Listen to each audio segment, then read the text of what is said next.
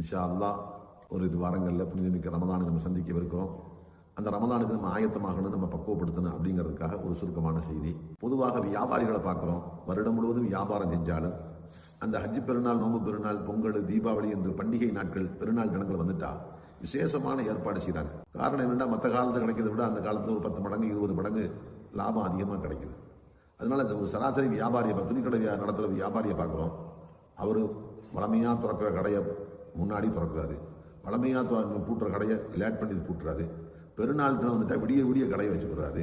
சாப்பிட்றது இல்லை, தண்ணி குடிக்கிறது இல்லை, டீ குடிக்கிறது இல்லை, குளிக்க கூட இல்லாமல் ஒரு வேலை பார்க்குறாரு, வீட்டுக்கு கூட போகிறதில்ல. இந்த அளவுக்கு அப்படியே வியாபாரத்தில் மூழ்கி போயிடாரு. காரணம், ஒரு 10 மடங்கு 20 மடங்கு ஆதாயம் அதிகமாக கிடைக்குது.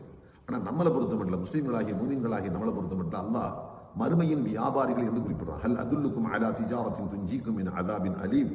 துன்புறுத்தும் வேதனையில் இருந்து உங்களை பாதுகாப்பு செய்கின்ற வியாபாரத்தை உங்களுக்கு நான் கற்றுத்தரட்டுமா? அது என்ன வியாபாரம்? அல்லாஹ் ரசூலை நம்பி அல்லாஹ் ரசூல் ஏவி இருக்கின்ற காரியங்களை செய்யணும், அல்லாஹ் ரசூல் தடுத்திருக்கின்ற பாவங்களை விட்டு ஒதுங்கிடணும். இதுதான் மறுமையின் வியாபாரிகளாகிய நாம் செய்ய வேண்டிய காரியம். இதுக்கு நமக்கு பருவகாலம் வருது, ரமலானுடைய மாதம்.